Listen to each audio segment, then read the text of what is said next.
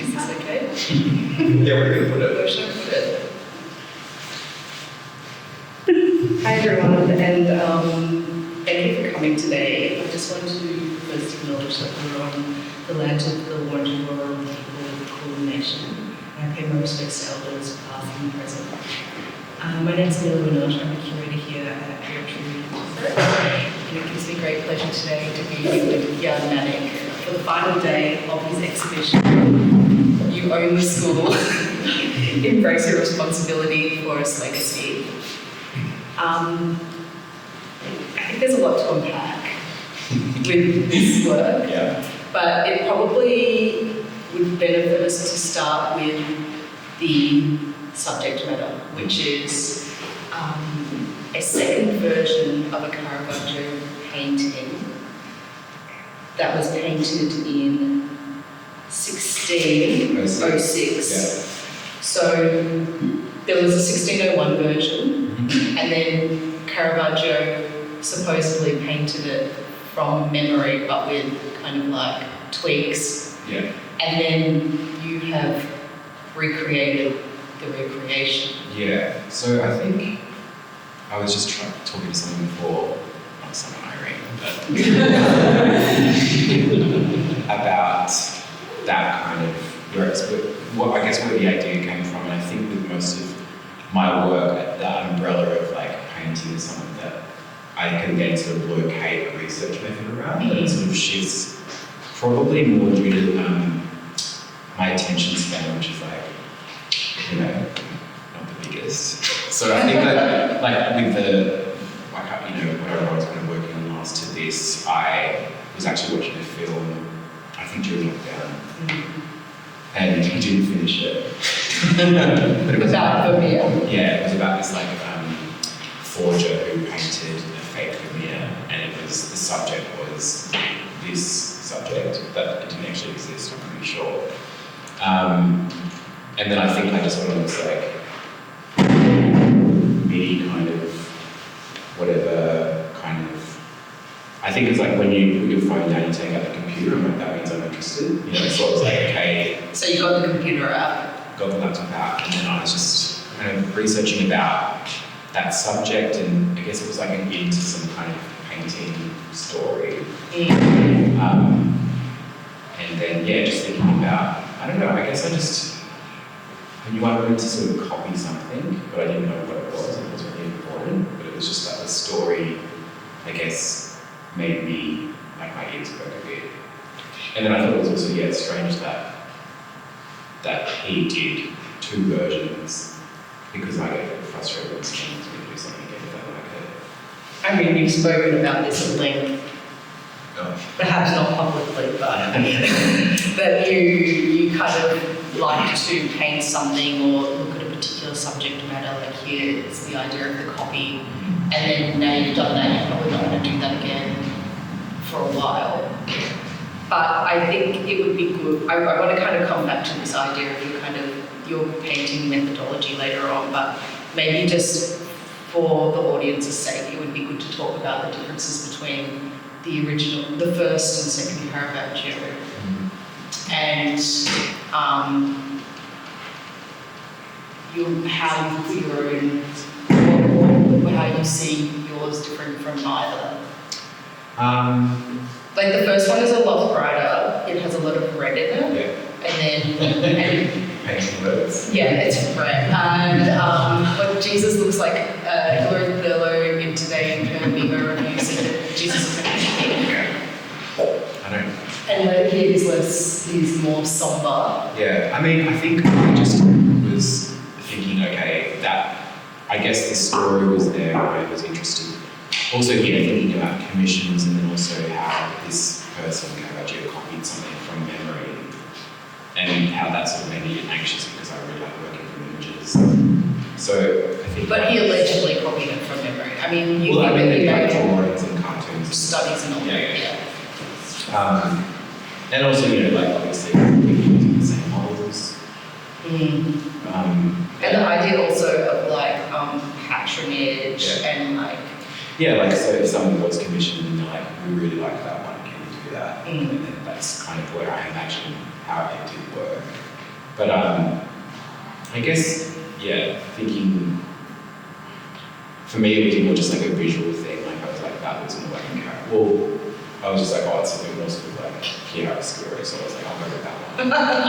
But I also liked how it was like the first copy, rather than, yeah, because I was thinking, you know, kind of Glasshouse, maybe I'll do like every version that I can find. And I was like, I can't really bother. One works a little better, you know, like thinking about it being more as an installation, or and so the lineage of that work. Yeah, and you haven't really produced it as an installation. Yeah. The back is just as important as the front, would you say? Yeah, I mean, we are sitting on this side, so. Okay, fine. Like, I mean, I think, yeah, I guess it's interesting that the way people talk about it is like sculpture as well. And I saw a really amazing install a while ago that sort of stuck with me. Someone installing work like this with like the wires kind of stretching it back into the space. And I think the kind of conceptual agency around that work wasn't so much about being able to sort of navigate it, but it just looked cool. And so I think, I mean, hopefully that person's listening to this, but well, like I think for me, I'm like, I sort of didn't want to have the bells and whistles if they didn't need to exist, but I think having it sort of like the back to be seen, because I think Nisha, I spoke to you a year ago, wanting it on some kind of like, you know, racking system that they have in collections where they kind of like hook paintings onto a rack and then pull it out of the wall and probably like talking to Tracy and like, can I cut into the wall and have a rack come out? And but I mean, I guess what you're saying is also like, don't look into it too much. Yeah. It's about keeping it as simple as possible. Yeah. To be able to view the back and the front. Yeah, and I think that also goes with just the execution as well. Yeah. Like I think someone was like, oh, I photographed really well. And I was like, fuck you. But like, like it's artistic, you know, like that kind of thing, but also like they're right. And it's not like, I'm not like attention span again. I'm not going to go through years of study and try to like millimeter by millimeter recreate this thing because it exists and people know that, you know, like it's in a collection. I'm not going to. Yeah, and it's not like the point. I mean, someone came in the other day and they were like, it's cute, but it's no Caravaggio. Yeah. And I was like, but that's essentially beside the point, right? Like you're not actually trying to dupe people into believing that it is a Caravaggio. And I think a lot of it, like while I was painting it, and also definitely after its exhibition, it made me sort of realise that a lot of it was about just the way I was brought up to paint and how I kind of engaged with painting growing up and copying things. So you used to like. But also, sorry, just back to the huge. Yeah. Like I was like pissed, and then I sort of said, well, it's also just like the way you have artwork in a film or something, and the camera kind of scrolls past it, and it's as believable as it needs to be for that experience. I think that's kind of how I see it. And that's what you say about your technique in general, or well, not your technique in general, like your technique is fantastic. I mean, like to make it look aged and cracked and all that, like there are still a lot of decisions that would have had to go into the technique. It's kind of like I said, it's like kind of like retro-fitted problem solving. It's kind of like I like printed out all these, thanks Gertrude printer, like documents about conservation, and I was like flick through page one and I was like, I'm reading, and then I looked at something else, and then it, you know, like got all of that. So then I was like, oh, maybe I can, you know, I watched MGB and I was like taking photos and thinking about how to make cracks, and I was like, oh, cracking mediums, this, and so there's like a lot of like subject but also technique about sort of learning how to do something, and then maybe figuring out a way, like a cheats method to do it faster. Like the cracks are a lot of them like painted on. No, it's with the scalpel. Okay. And then I rub kind of on makeup, like dark foundation. Really? Is that something you've done before? Cool. I don't think it's on the materials. Okay, well.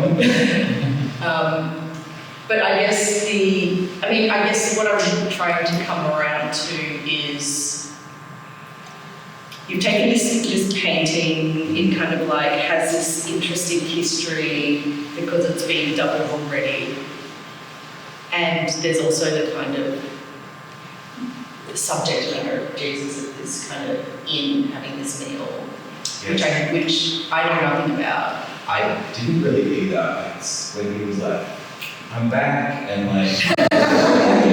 But it kind of doesn't matter, does it? Because for you, painting is, I don't want to put words in your mouth, it's like kind of a problem solving, or kind of like you're interested in the method as much as the subject matter. Yeah, I think I move in and around areas of painting. I think maybe the older I get, the more like historical my sort of interest lies in that kind of. Why is that? I don't know. I think a show that I had a few years ago was like, I was like, I'll make this giant self-portrait about kind of like this Dutch mum side, which was like quite influential with my painting practice of genre painting, and then kind of like doing that, and then seeing like what are the, like still life, portrait, interior scene, like historicals, which is usually like a war kind of, just thinking about like all those things, and I'm like, oh, that's what I'm gonna have to make a painting about. And I think since from there, it kind of maybe moved around into also just looking at painting throughout history, and then how I can sort of comment on maybe something larger or about an exhibition by copying or recreating something from the past in a way where I'm sort of satisfied with the process and engaged enough. Yeah. But you also started, I mean, you hinted at this, that's how you started painting. When you were younger, you were like literally copying. Yeah, but I feel like, doesn't everyone do that? Like. I feel like you're doing it on an extreme level. Yeah, but I mean, when you're playing a sport, you look towards how to do something critical and copy that. And I don't know if that's a good reference, but like we had this like encyclopedia of books of great artists in my house that my granddad bought, my mum had. And I would just like kind of look at those. And it was, I guess it's kind of like a nerdy thing that I just really never bought of. And so I just copied, like going through just more the, I guess, like quite cliche sort of like Italian masters, because it was more realistic than some kind of, something more modern than that. And we'd like, want to have some kind of like, obviously in a likeness. And then so I would do that at night, and my mum would like, she's a school teacher, and she was like, there's 3 things that are wrong. What are they? And I'd be like, but it was good, because it's like, that's the way that I teach now. Really? It's technical teaching, but then also I think it's good to sort of, for me with that whole copying thing, it was about always being sort of having that kind of critical lens to, if you want that kind of likeness, I guess. Yeah, it's interesting though, because you say that you have like such a short attention span, and like you kind of don't want to spend too much time on anything, but like, how do you reconcile that with the fact that you do spend a lot of time with your work? I you do. a lot of research, and like you did learn through this kind of like meticulous kind of like elimination of errors. Yeah, I think that the whole, like, as a practice, it's probably split up into half research and thinking and reading and writing, and then half execution. So that's a bit more sort of like, what's the word, like mechanical, just like, okay, now I'm painting, it's kind of like doing the work, and then like the late period, just because I like having things done on time, a bit dry. So, I think there is it's important for me to sort of think that speed is something that I would need to kind of be able to do and slow down, and even like this, like knowing that I was probably not doing the best, most correct way of. But you said that if you did do it the most correct way, it would have been like you would can you kind of, you've explained it to me, but there is actually like a technique for creating forgeries, like real forgeries. Yeah, I guess it's also this other thing where it's like a lot of people have like kind of been like, oh, did you see this documentary about this? Or like, I read this book the other day about that. And I'm like, oh no, I'm not really. That's not the point. No, but I did hear that people would buy old paintings from whatever era they wanted to have a forgery of, and then like sand down the surface. So like a sheet painting from an auction. Not sheet, but just like an unknown artist, I guess. But from the era that they're trying to. Yeah. So then when they're, I guess, like dating back, if it had to be tested, that would be, kind of believable because the fabric was from that era. And I think that's, I don't know, I'm sure like, not everyone, but a lot of people would know. Like, I guess the first sort of expose onto how people were able to detect forgeries was like when they were chemically testing pigments. That colour didn't exist at a certain era, so that's why, Yeah, so there's like kind of course there's a huge gap between this being an authentic replica and... Yeah, it's like more of a simulation, or like I said, an image, something flat in a film, an exhibition, as opposed to like, even like, Ari was like, oh, the lighting's really, and I was like, oh yeah, it's not supposed to be dramatic, or like the way I imagine it's exhibited, overseas, or it's just supposed to be like, that's what it is. We did talk briefly this morning about also in that review, Hillary's review, she spoke about the work being democratic, and you liked that label. In the review, she was saying how, 20 years ago, a whole suite of Caravaggios toured to Australia, and by today's rates, the ticket would have been something like, $40 to go and see these works. And that's something democratic about you giving people the opportunity to see a likeness. Is that how you understood it? No? I think so. I think it was also maybe like there's a democracy in the process as well. That there's kind of like, there's no intellectual, there's no IP, it's out of copyright. Yeah. And also just the idea of that kind of accessibility of, when you go to a museum and there's a facsimile of something, which I think is really interesting because I always think, and that's what this person said, that it's not from my culture, but it's interesting that does exist when you see an artist's exhibition. There'll be like a conservator that will make something of the original or inspired by, or if it was damaged. There are a lot of works, there are a lot of replicas on display. But as part of an exhibition of that artist, I think, I don't know, I think there are. No? Okay. But, I think so. I guess so then in that sense, the logic of democracy is like the logic that you are able to copy the work. Yeah. I think also within that there's like I said, it's ridiculous. It's not ridiculous, it's fine. But like for people to sort of poke about there being a copy because it's not supposed to be that artist's work that no one had seen before. What do you mean? As in, like, I'm not doing a painting in the style of that artist and claiming that it's their work. It is just like a representation or reproduction of something. Yeah, it's kind of like a strange loophole that makes people feel uncomfortable. Yeah. Because usually when people are copying, then they're like also pretending that it's the work of that artist. Yeah. In a way, I guess. Yeah. Like it's for me, once again, it's more about like the way that I learned and became interested in art from a young age. Yeah. Yeah. Do you want to talk about the title of the exhibition?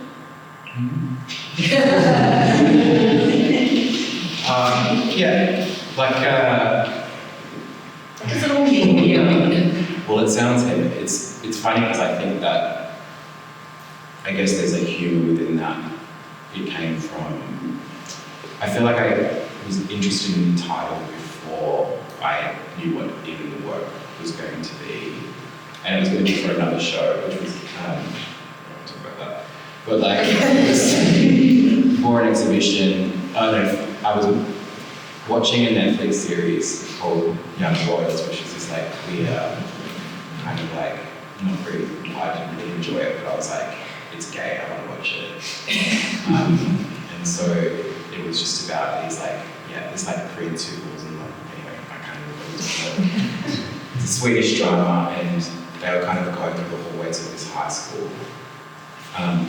And it sort of like panned past like a, what's the word? Like a, no, like a, sort of like a plaque. Yeah. You've seen the plaque. Which had like text on it, and it was like, I guess the school's, like, you know, like an emblem or logo that said, it wasn't this exact text, but it was like, you own the school, take responsibility for its legacy. And I was like, well, that's so heavy. Like, but also like within that lost in translation from, it, you know, sometimes like English subtitles aren't always correct, and I kind of assumed that they kind of work because the wording of it didn't really make sense when I sort of wrote it down. And then I kind of adjusted it to make it what I imagine sound better by using words like embrace and that kind of, it was just like a really funny thing that when I Googled that text, it came up with all these like funny fan forums being like, this isn't real, like it doesn't exist. It's like a fake, you know, it's not a real school, and someone would like comment back saying like, fuck you, like it's real in my heart and all this kind of stuff. I was like, this is juicy, like this is good. Anyway, I guess that's kind of where it came But then it's like, so like there's this kind of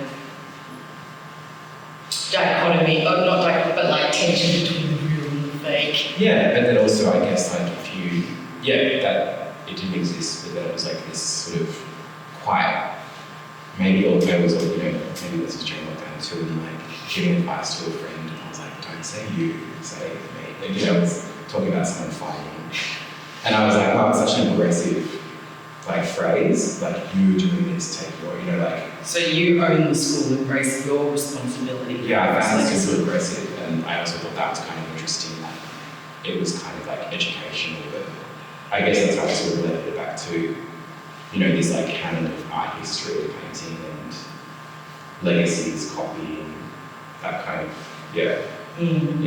There's words within it where I can sort of project onto the concept of this. Yeah. You know. Oh, that's interesting.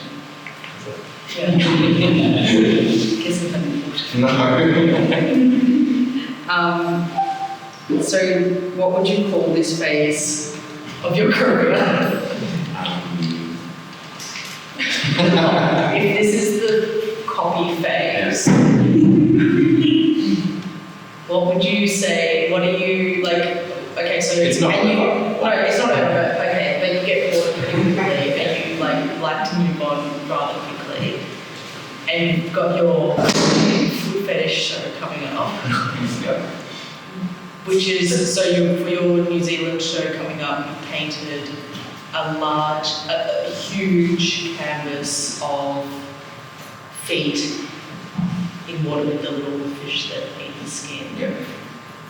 And then alongside it, there's I think 10 small sort of very, I guess, detailed replicas or copies of Orientalist paintings from like the 17th and 18th centuries. And so that work was about, I guess, an interest in Orientalism and its sort of like exoticized thing of the East, and thinking about like how sort of, I get that a lot of people ask me about where I come from, but then, the idea of me copying and sort of, it sat with me a little bit more. the digital works. Yeah. Yeah. yeah, the idea of, I guess, like, I wouldn't say reclamation, but copying someone's work where they would also take in a sort of cultural appropriation of, culture back in the day. Yeah.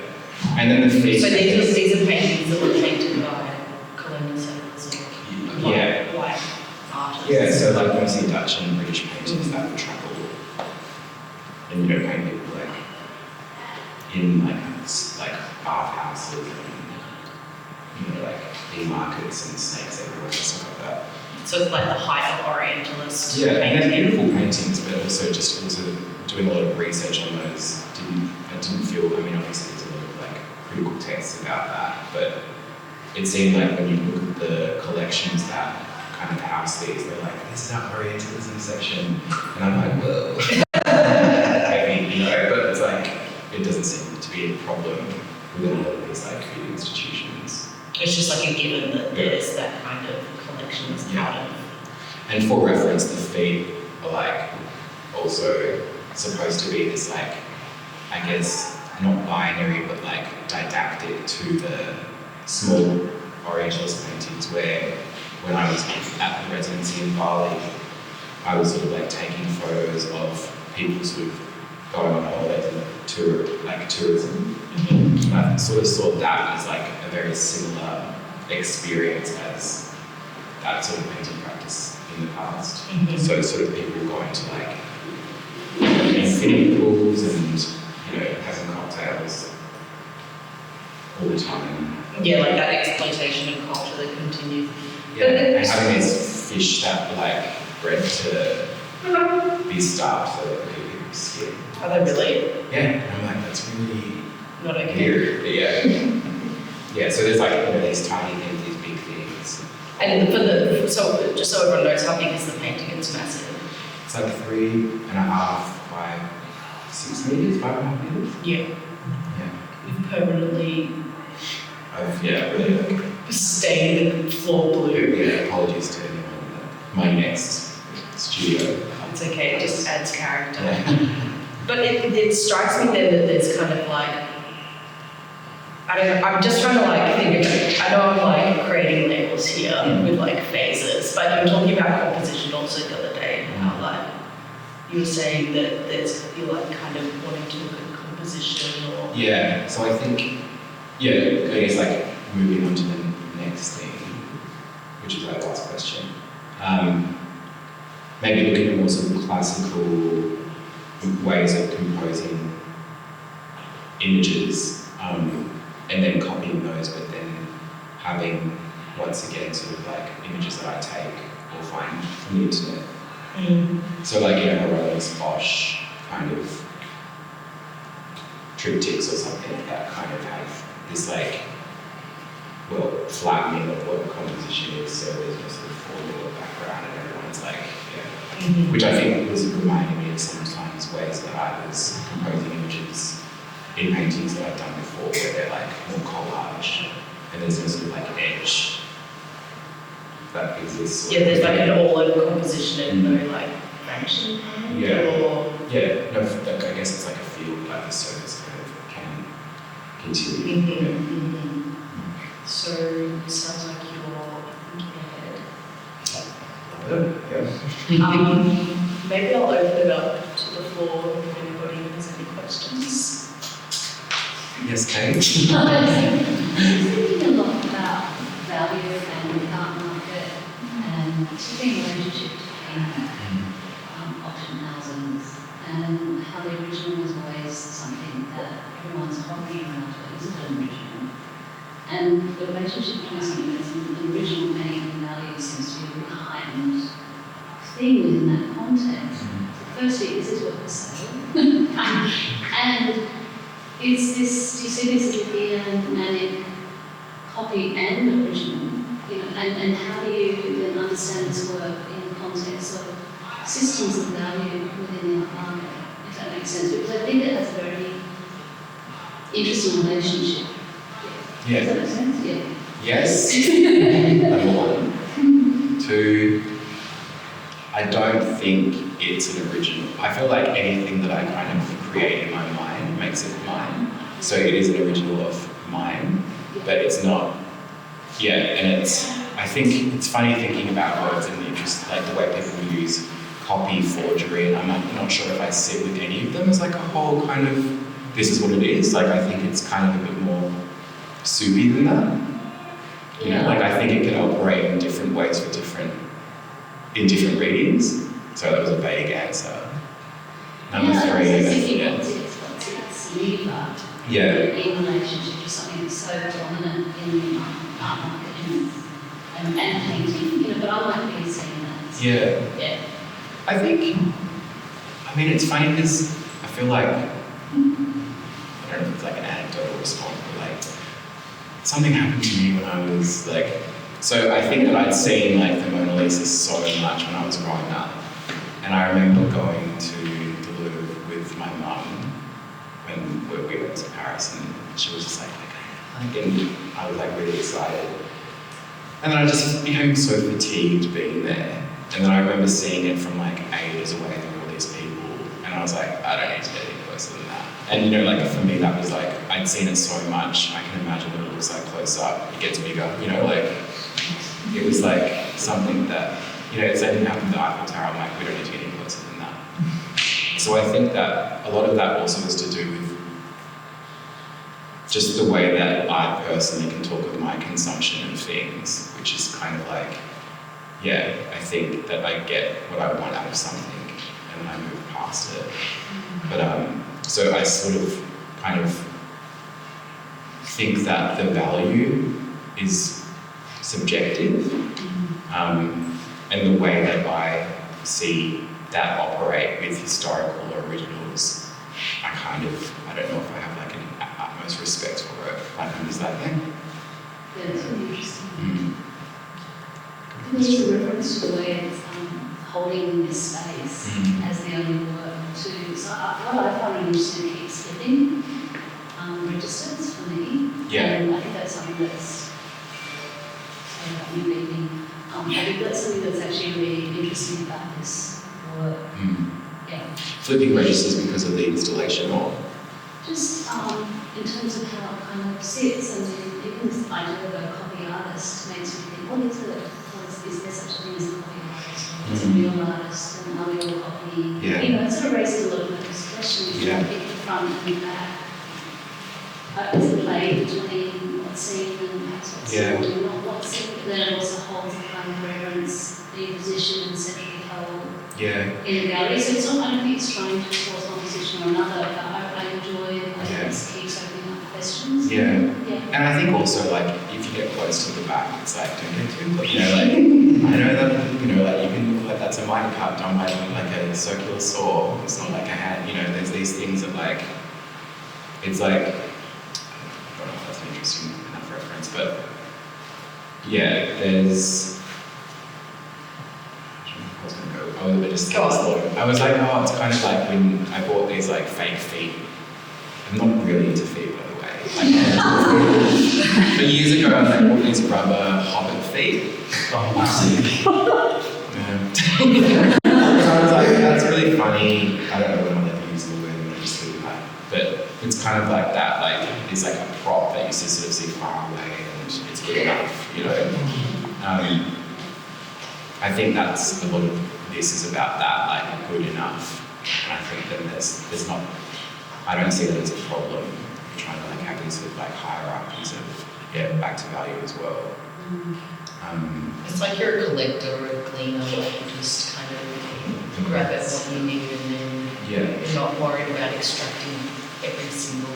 And I also think it's kind of like that thing of, you know, knockoffs in general. Like, I've got like some designer clothes and then some that and I'm like, cool, that was cheap. But then also, you know, when I was in Dover, maybe doing some research for that next show, but then when I was there for this residency, I was like looking a lot into the way artisans would do forgeries, which were, depending on, you know, what you want, very believable. Like Van Gogh's Picasso's is like on the street, you go in there and then you get the painting like 2 weeks later. And I think that was interesting for me to sort of think about as well. And it informed exist sort of side by side. And why was it